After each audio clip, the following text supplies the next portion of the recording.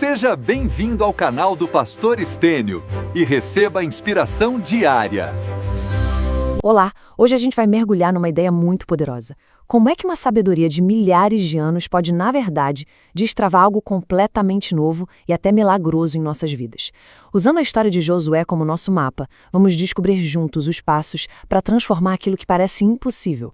Pois é, todo mundo tem seus rios que não dá para atravessar, suas muralhas que parecem altas demais.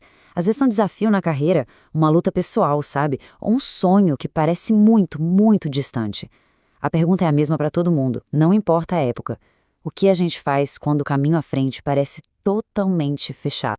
E a resposta, olha, começa bem aqui, com essa promessa. Repara na ordem das coisas. A preparação para o milagre começa hoje. Por quê? Porque algo incrível já está agendado para acontecer amanhã. Essa é a ideia base de tudo que a gente vai conversar. Ok, vamos então para o nosso primeiro pilar, a fé. E para ilustrar o que é essa fé na prática, não existe história melhor do que o momento em que os israelitas deram de cara com o Rio Jordão. E aqui é muito importante a gente tentar visualizar a cena. Não era um riozinho calmo de jeito nenhum. A Bíblia diz que o Jordão estava na época da cheia, ou seja, transbordando, violento. Era a natureza no seu estado mais bruto. Uma barreira que praticamente gritava: daqui vocês não passam. E aqui está o pulo do gato. Deus não secou o rio primeiro para eles passarem com segurança. A ordem foi para pisar na água enquanto ela ainda estava furiosa. A ação veio antes do milagre. Foi o passo de fé, aquele pé tocando a correnteza que ativou a coisa toda. Essa frase, nossa, ela resume tudo de um jeito perfeito. Uma fé que fica parada, esperando as condições ideais, não vê o Jordão se abrir. É um princípio de movimento. Ficar esperando passivamente não ia levar a lugar nenhum. Foi a atitude de ir em direção ao impossível que destravou o milagre. E esse tipo de fé, que a gente pode chamar de fé ousada, não foi necessária só para o rio. Ela seria testada de novo e de uma forma ainda mais intensa, digamos assim, diante do próximo grande obstáculo, as muralhas impenetráveis de Jericó. E isso nos leva direto para o nosso segundo pilar, a obediência. Porque se a travessia do Jordão foi um teste para a fé, a tomada de Jericó foi um teste para a lógica. A estratégia divina desafiava todo e qualquer bom senso militar que existia.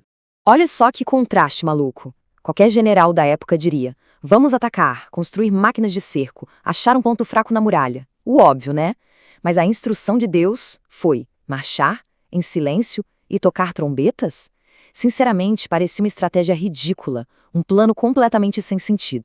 E dentro desse plano estranho tinha uma regra ainda mais específica: o silêncio. Mas por quê? Pensa bem, o silêncio impede a murmuração, a dúvida, a reclamação, impede que um comece a plantar sementes de descrença no outro. Era, na verdade, uma ferramenta espiritual para manter o foco e a confiança no processo, mesmo sem entender absolutamente nada do que estava acontecendo.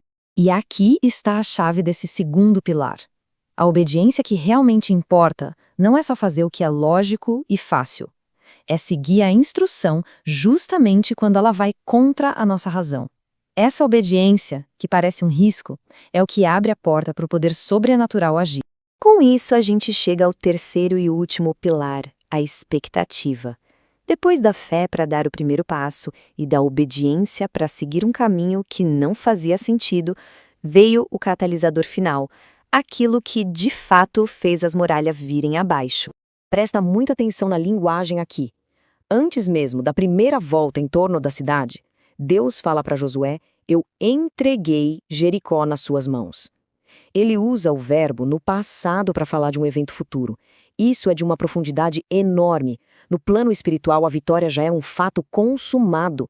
A parte do povo era só agir com fé para trazer essa realidade espiritual para o mundo físico. Essa sequência mostra o clímax de forma perfeita.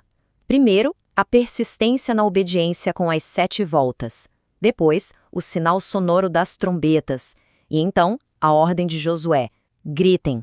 Aquele grito não era um grito de desespero ou de ataque. Era um grito de guerra, um som de vitória por algo que eles ainda não viam, mas já acreditavam ter recebido.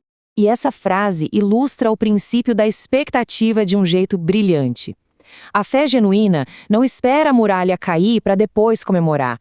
Ela comemora primeiro, e é essa celebração de fé que faz a muralha cair. O grito foi a expressão que se podia ouvir da crença que não se podia ver. Certo. Então, como a gente pode aplicar tudo isso? Vamos juntar esses 3 pilares, fé, obediência e expectativa, e transformar num modelo prático, poderoso para as nossas próprias jornadas. Aqui está um resumo bem prático. O ponto de partida é acreditar que a promessa de Deus já é uma realidade no mundo espiritual. A partir daí é preciso agir com base nisso, dando aqueles passos de fé ousada. Depois, seguir as instruções, mesmo que pareçam ilógicas. Durante o processo, controlar a língua, evitando a queixa. E, por fim, viver numa atitude de celebração, de expectativa pela vitória que já foi garantida. Então, a grande virada de chave talvez seja esta. Os desafios não são simplesmente removidos do caminho. O Rio Jordão não sumiu e as muralhas de Jericó eram bem reais. Em vez de apagar os problemas, Deus os usa. Ele os transforma de barreiras em palcos para o seu poder, criando um testemunho da sua fidelidade. E a gente termina com essa pergunta, para reflexão mesmo. Qual é a Jericó na vida de cada um de nós? Qual é aquele obstáculo que parece intransponível, mas que talvez esteja simplesmente esperando por esse ciclo completo? Um passo de fé, uma obediência sem lógica e, no final, um grito de expectativa. Esse vídeo foi produzido a partir de uma das mensagens do pastor Stênio. Se você foi abençoado, deixe o joinha, compartilhe e siga.